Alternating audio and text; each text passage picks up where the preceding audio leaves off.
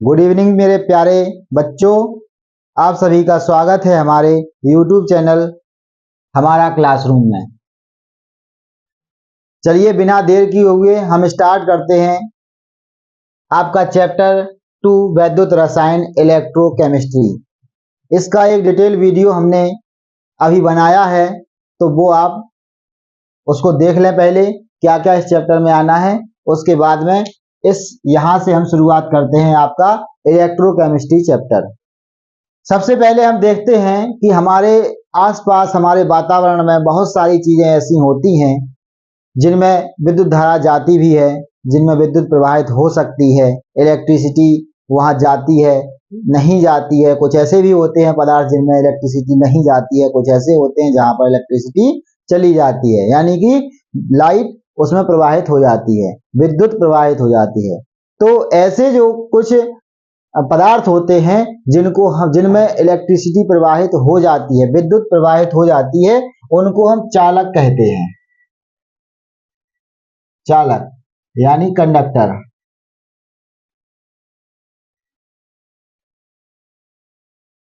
यानी कंडक्टर की अगर हम डिफाइन करें कंडक्टर को, तो ऐसे पदार्थ जिनमें विद्युत का प्रवाह हो जाता है उन्हें हम चालक कहते हैं। उन्हें हम क्या कहते हैं? चालक। जिनमें विद्युत का प्रवाह हो जाता है। इसमें अधिकतम सभी धातुएं आती हैं। सभी धातुएं आती हैं। सभी धातुएं इसमें आती हैं। वो सभी अच्छी कंडक्टर होती हैं, वेरी गुड कंडक्टर होती हैं इलेक्ट्रिसिटी के लिए। जैसे Fe है, एल्यूमिनियम है, कॉपर है, Ag है, और भी बहुत सारी धातुएं हैं। वो सभी धातुएं आपकी एक बहुत अच्छा चालक होती हैं जिनमें विद्युत का प्रवाह हो जाता है। अब दूसरे प्रकार के पदार्थ कुछ ऐसे भी होते हैं जिनमें विद्युत का प्रवाह नहीं होता है, उनको हम कहते हैं नॉन कंडक्टर। नॉन कंडक्टर जिनमें विद्युत का प्रवाह नहीं होता है उनको हम कहते हैं नॉन कंडक्टर, या उनको हम कहते हैं कुचालक, जिनमें विद्युत का प्रवाह नहीं होता है। इसमें क्या आते हैं? इसमें बहुत ऐसे पदार्थ आते हैं जो आयनित नहीं होते हैं, या ऐसे पदार्थ अधातुएं भी होती हैं, या जैसे कि कांच है, इसमें विद्युत का प्रवाह नहीं होता है। और भी बहुत सारी चीजें हैं जिनमें विद्युत का प्रवाह नहीं होता है। लकड़ी है, लकड़ी में विद्युत का प्रवाह नहीं होता है। तो ऐसी बहुत सारी चीजें हैं जिनमें विद्युत का प्रवाह नहीं होता है, उनको हम कहते हैं कुचालक। और जिनमें विद्युत का प्रवाह होता है उनको हम कहते हैं चालक। जिनमें विद्युत का प्रवाह होता है वो चालक, और जिनमें विद्युत का प्रवाह नहीं होता है उनको हम कहते हैं कुचालक। यानी विद्युत का प्रवाह, करंट जानते हैं ना, करंट। जिनमें करंट होता है, यानी जिनमें करंट का प्रवाह हो सकता है, उसको हम चालक कहते हैं। हमें ज्यादा इस पर डिस्कस नहीं करना है क्योंकि ये 10th लेवल की चीजें हैं जो आप पहले से ही पढ़ चुके हैं, क्लियर होंगी आपके दिमाग में। कुचालक पर तो हमें बिल्कुल ही नहीं पढ़ना है इसमें। क्यों? क्योंकि हमारा जो पूरा टॉपिक है वो वैद्युत रसायन, वो हमारा केवल चालक पर डिपेंड है। तो हमें कुचालक पर बिल्कुल भी नहीं पढ़ना है, लेकिन थोड़ा सा आपको समझने के लिए कि कुचालक और चालक क्या होते हैं। ठीक है, अब बात हम करते हैं चालक कितने प्रकार के होते हैं, चालक क्यों होते हैं। तो किसी भी इलेक्ट्रिसिटी को प्रवाह करने के लिए पदार्थ में दो गुण होने चाहिए।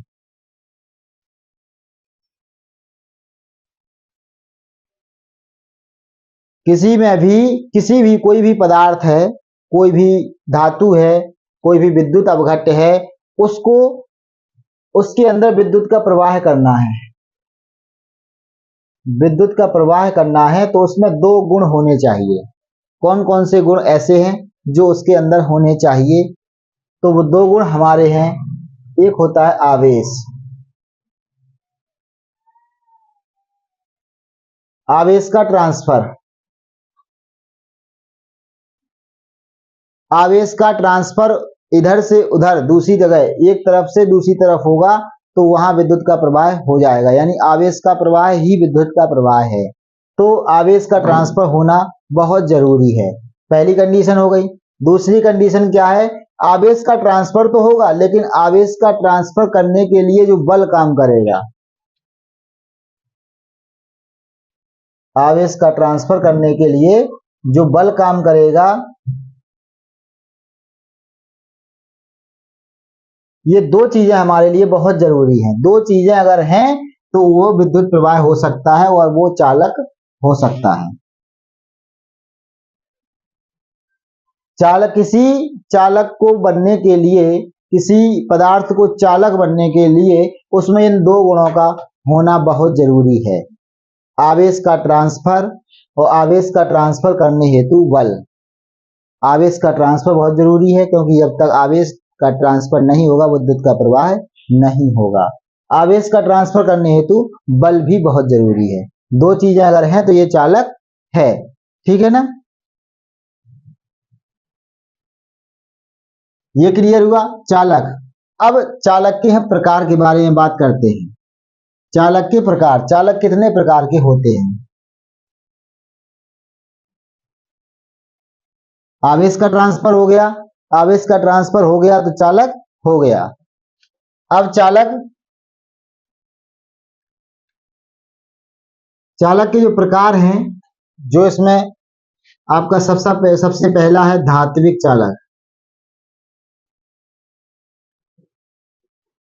जिनको हम कहते हैं मेटेलिक कंडक्टर।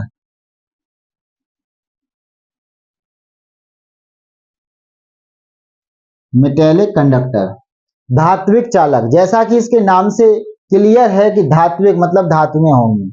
धात्विक मतलब धातुएं होंगी और वो किसका काम करेंगी? चालक का, यानी उनमें आवेश का ट्रांसफर होगा।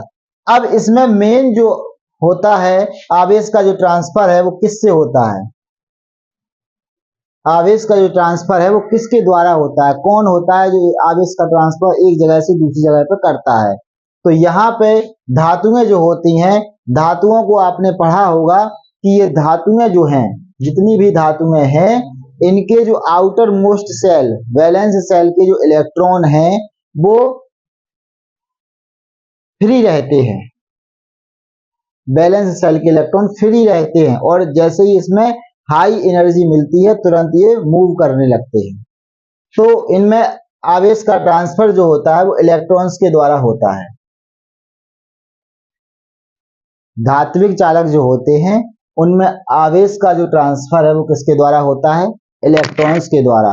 इलेक्ट्रॉन्स के द्वारा इनमें आवेश का ट्रांसफर होता है, इसलिए ये धात्विक चालक कहलाते हैं और इनको दूसरा नाम भी दिया जाता है इलेक्ट्रॉनिक कंडक्टर।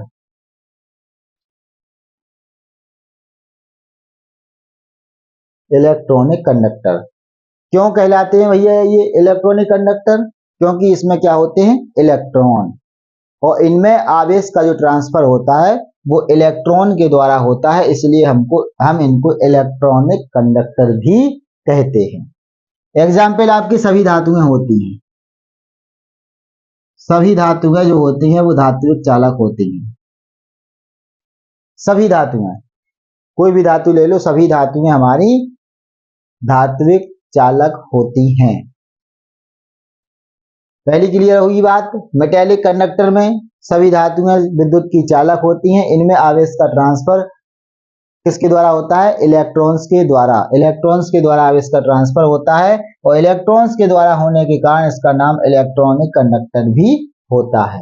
अगर एग्जाम में आपका धात्विक चालक आए या इलेक्ट्रॉनिक कंडक्टर आए या आपका ऑब्जेक्टिव में कोई क्वेश्चन आता है तो उसमें आपको इलेक्ट्रॉनिक कंडक्टर या इलेक्ट्रॉन के माध्यम से ऐसे कुछ क्वेश्चन आते हैं कि धात्विक चालकों में आवेश का ट्रांसफर किसके द्वारा होता है, तो आपको क्या लगाना है? इलेक्ट्रॉन्स के द्वारा। क्लियर हो ना? बहुत बढ़िया, बहुत मन लगन से पढ़ाई करिए। आपको 100% मार्क्स, जितने भी आपके 70 मार्क्स का पेपर होता है, 70 में 70 रखने की आप हुनर रखते हैं। आप अपने अंदर के जज्बा को पहचानिए, जगाइए अपने अंदर और अच्छे से एक बहुत अच्छी स्ट्रेटजी बना के तैयारी करिए। आप एग्जाम में 70 में से 70 नंबर पाने के बिल्कुल हकदार हैं और आप पा सकते हैं। बस थोड़ी सी मेहनत की ज़रूरत है, थोड़ा मार्गदर्शन हम लोग देते रहेंगे। हमारी टीम बिल्कुल प्रयासरत है आप सभी के टॉपर बनने की राह में। चलिए बात करते हैं सेकंड, विद्युत अपघटनी चालक। विद्युत अपघटनी चालक दूसरा है विद्युत अपघटनी चालक। नाम से इसका भी स्पष्ट है क्या होना है, विद्युत अपघटन। तो ऐसे जो पदार्थ होते हैं, ऐसे पदार्थ क्या होते हैं, या दो कंडीशन में होते हैं ये, या तो गलित अवस्था होती है उनकी, या विलयन वाली अवस्था होती है।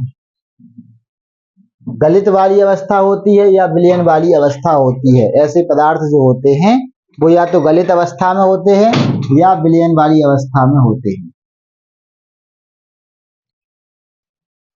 और इनमें विद्युत अपघटन होता है, यानी कि ऐसे पदार्थ जो गलित अवस्था में या विलयन वाली अवस्था में हैं और उनमें विद्युत का प्रवाह होता है, तो उनको हम कहते हैं विद्युत अपघटनी चालक। विद्युत अपघटनी चालक। और वहां पर उन पदार्थों का विद्युत अपघटन होता है, उनके द्रव्यमान में चेंज होता है।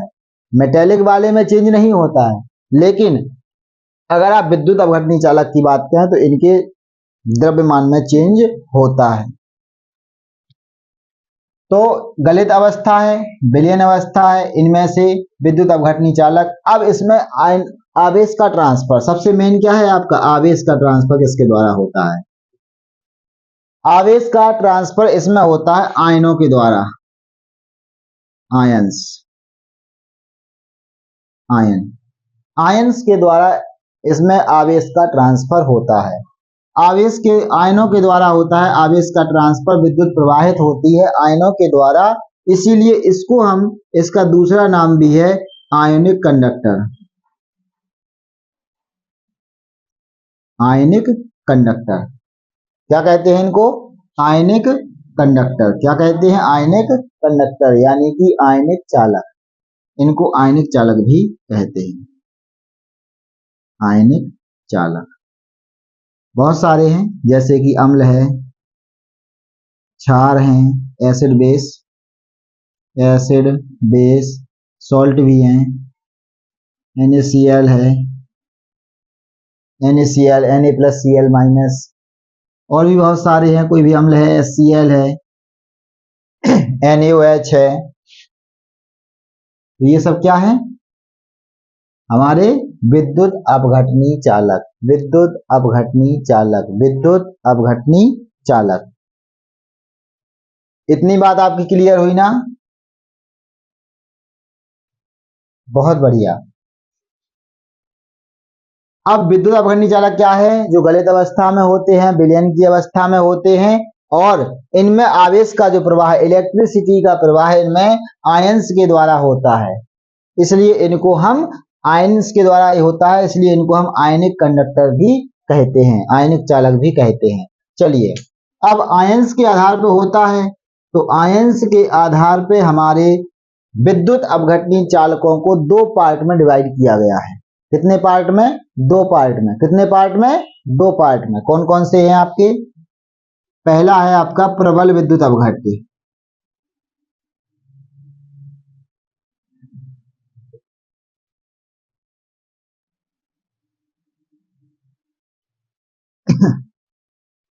दूसरा है आपका दुर्बल विद्युत अपघट्य।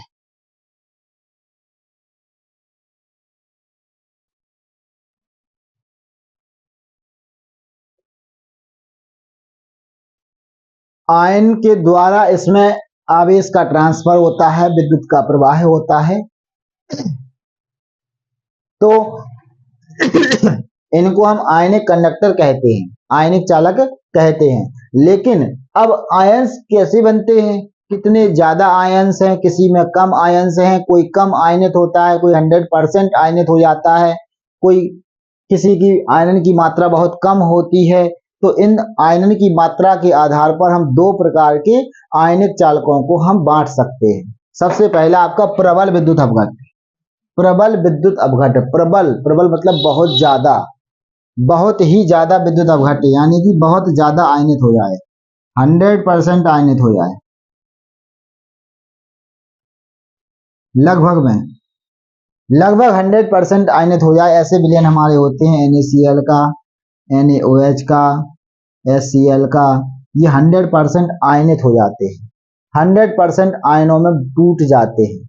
जैसे NaCl है, ये NaCl आपका टूट जाएगा Na प्लस और Cl माइनस, HCl टूट जाएगा H plus plus Cl minus, NaOH टूट जाएगा Na plus plus OH minus. इस प्रकार से ये आयनों में टूट जाते हैं। तो ये प्रबल विद्युत अपघट्य वे विद्युत अपघट्य होते हैं जो 100% आयनित हो जाते हैं, पूर्ण रूप से, पूरी तरह से अपने आप आयनित हो जाते हैं, उनको हम कहेंगे प्रबल विद्युत अपघट्य। सेकंड है आपका दुर्बल विद्युत अपघट्य। दुर्बल विद्युत अपघट्य क्या है? दुर्बल विद्युत अपघट्य ऐसे विद्युत अपघट्य होते हैं जो 100% आयनित नहीं होते हैं, पूरे आयनित नहीं होते, पूर्ण रूप से आयनित नहीं होते हैं, कम आयनित होते हैं, इनमें आयनन की मात्रा कम होती है, कुछ ही पार्ट इसका आयनित होता है। तो ऐसे दुर्बल विद्युत अपघट्य होते हैं हमारे CH3COOH यानी एसिटिक एसिड है, H2CO3 है, बहुत सारे ऐसे होते हैं जो दुर्बल विद्युत अपघट्य होते हैं, दुर्बल विद्युत अपघट्य होते हैं। फिर से एक बार हम इसको पढ़ेंगे, चालक और चालक कितने प्रकार के अभी हमने बताए हैं, और उसके बाद में विद्युत अपघटनी कितने प्रकार के। तो सबसे पहले हम एक बार फिर से रिकैप करते हैं कि हमारा जो इलेक्ट्रोकेमिस्ट्री है यानी रसायन विज्ञान की वह शाखा जिसमें विद्युत ऊर्जा को रासायनिक ऊर्जा में, रासायनिक ऊर्जा को विद्युत ऊर्जा में परिवर्तन का अध्ययन किया जाता है, उसे हम इलेक्ट्रोकेमिस्ट्री या वैद्युत रसायन कहते हैं। बहुत जल्दी जल्दी चलते हैं। इलेक्ट्रोकेमिस्ट्री जो है उसमें सबसे इंपॉर्टेंट पार्ट है आपका चालक। जिन पार्ट में, जिन पदार्थों में विद्युत का प्रवाह हो सकता है उन्हें हम चालक कहते हैं, जिनमें नहीं होता है उनको हम कुचालक कहते हैं। चालक दो प्रकार के हमने बताया अभी। चालक आपका एक धात्विक चालक, धात्विक चालक जिसमें केवल धातुएं होती हैं, धात्विक चालक में क्या होती हैं? धातुएं। और ऐसे चालक जिनमें जो आवेश का प्रवाह है वो किसके द्वारा होता है? इलेक्ट्रॉन्स के द्वारा होता है। इसमें द्रव्यमान अपरिवर्तित रहता है, जितना द्रव्यमान पहले था उतना ही बाद में रहता है, तो उसमें इलेक्ट्रॉन्स के द्वारा होता है आवेश का प्रवाह, इसीलिए उनको इलेक्ट्रॉनिक कंडक्टर भी कहते हैं। सभी धातुएं इसका एग्जाम्पल में आती हैं। दूसरा आपका विद्युत अपघटनी चालक है जिसमें गलित अवस्था में या विलयन की अवस्था में ऐसे पदार्थ होते हैं जिनमें आवेश का प्रवाह आयनों के द्वारा होता है। आयनों के द्वारा होने के कारण इनको हम आयनिक कंडक्टर भी कहते हैं। आयनिक कंडक्टर आयंस की मात्रा के आधार पर दो भागों में डिवाइड होते हैं, प्रबल विद्युत अपघट्य और दुर्बल विद्युत अपघट्य। प्रबल विद्युत अपघट्य वे विद्युत अपघट्य होते हैं जिनमें आयंस की मात्रा 100% होती है, यानी कि वो पूरी तरह से आयनित हो जाते हैं। दुर्बल विद्युत अपघट्य वे विलयन होते हैं या वे गलित अवस्था में पदार्थ होते हैं जिनका आयनन बहुत कम गति से होता है या बहुत कम मात्रा में होता है, उनको हम दुर्बल विद्युत अपघट्य कहते हैं। नेक्स्ट वीडियो, आज के सेशन में सिर्फ इतना ही। नेक्स्ट वीडियो में आपको चालकत्व, प्रतिरोध, प्रतिरोधकता, विशिष्ट प्रतिरोध, विशिष्ट चालकता, इन सब के बारे में विस्तार से बताएंगे। तब तक के लिए बहुत बहुत धन्यवाद आप सभी का।